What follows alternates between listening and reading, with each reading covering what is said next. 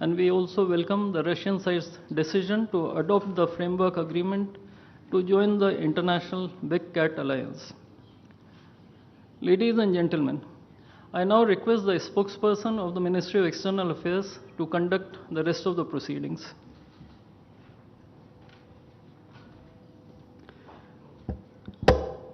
Namaskar, good afternoon, Your Excellency, Mr. Vladimir Putin, President of the Russian Federation, Honorable Prime Minister of India, Shri Narendra Modi, Honorable Ministers, members of both delegations, distinguished guests, and friends from the media.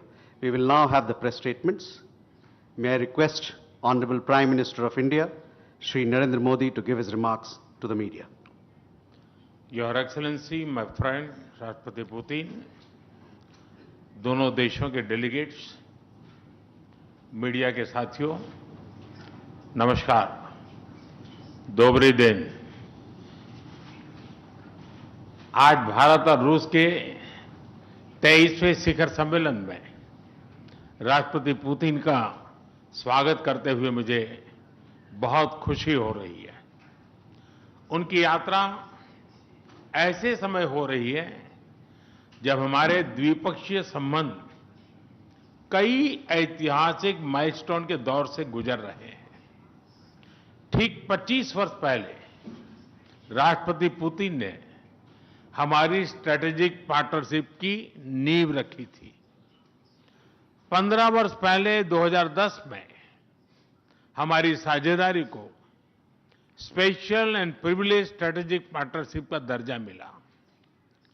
पिछले 2.5 दशक से उन्होंने अपने नेतृत्व और दूरदृष्टि से इन संबंधों को निरंतर सींचा है।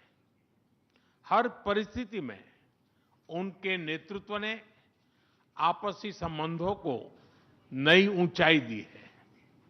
भारत के प्रति इस गहरी मित्रता और अटूट प्रतिबद्धता के लिए मैं राष्ट्रपति पुतिन का, मेरे मित्र का हृदय से आभार व्यक्त करता हूं।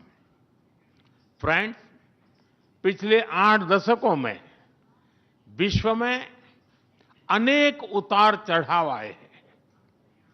मानवता को अनेक चुनौतियों और संकटों से गुजरना पड़ा है और इन सब के बीच भी भारत रूस मित्रता एक ध्रुव तारे की तरह बनी रही है।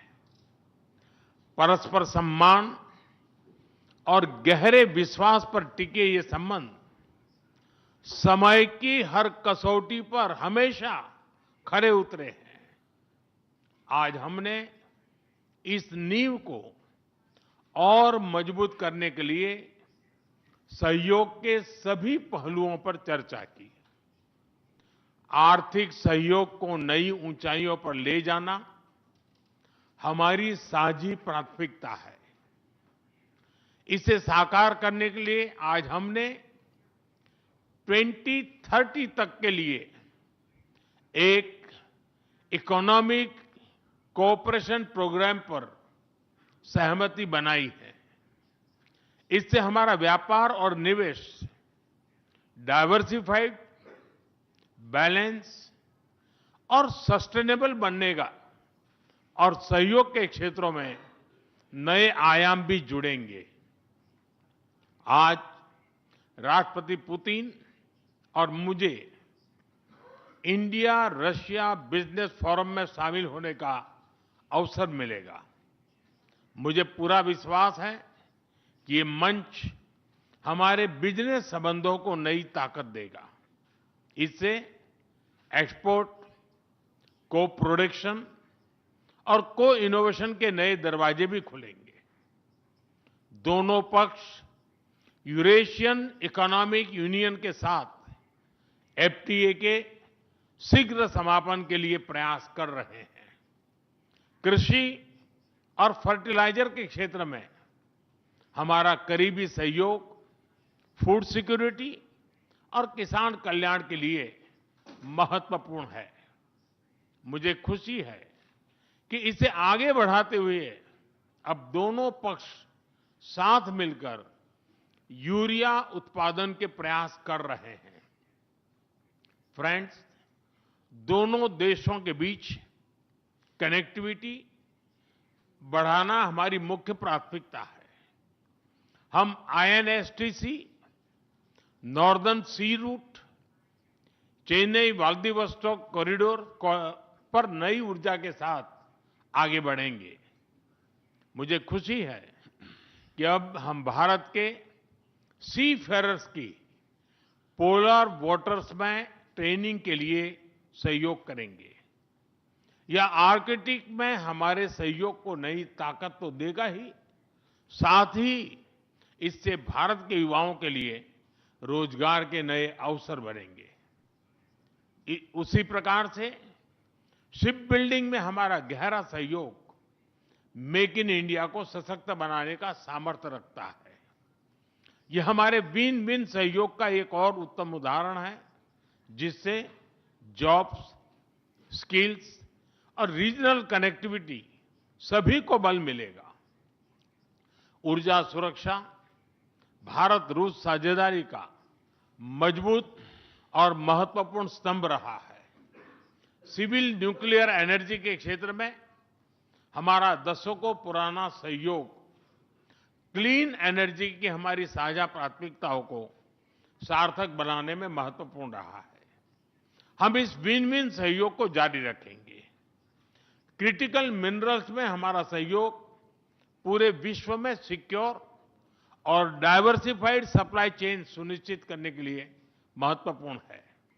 इससे क्लीन एनर्जी, हाईटेक मैन्युफैक्चरिंग और न्यू एज इंडस्ट्रीज में हमारी साझेदारी को ठोस समर्थन मिलेगा। फ्रेंड्स, भारत और रूस के संबंधों में हमारे सांस्कृतिक सहयोग और पीपल टू पीपल टाइज का विशेष महत्व रहा है। दशकों से दोनों देशों के लोगों में एक दूसरे के प्रति स्नेह, सम्मान और आत्मीयता का भाव रहा है। इन संबंधों को और मजबूत करने के लिए हमने कई नए कदम उठाए हैं। हाल ही में रूस में भारत के 2 नए कॉन्सुलेट्स खोले गए हैं। इससे दोनों देशों के नागरिकों के बीच संपर्क और सुगम होगा और आपसी नजदीकियां बढ़ेगी।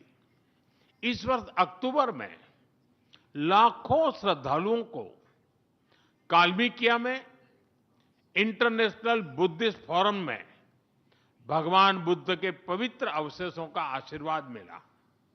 मुझे खुशी है कि शीघ्र ही हम रूसी नागरिकों के लिए निःशुल्क 30 डे ई टूरिस्ट वीजा और 30 डे ग्रुप टूरिस्ट वीजा की शुरुआत करने जा रहे हैं।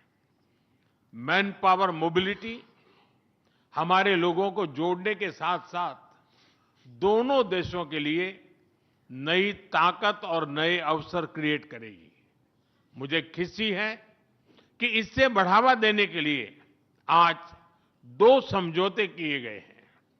हम मिलकर वोकेशनल एजुकेशन, स्किलिंग और ट्रेनिंग पर भी काम करेंगे। हम दोनों देशों के स्टूडेंट्स, स्कॉलर्स और खिलाड़ियों का आदान प्रदान भी बढ़ाएंगे। फ्रेंड्स, आज हमने क्षेत्रीय और वैश्विक मुद्दों पर भी चर्चा की। यूक्रेन के संबंध में भारत ने शुरुआत से शांति का पक्ष रखा है।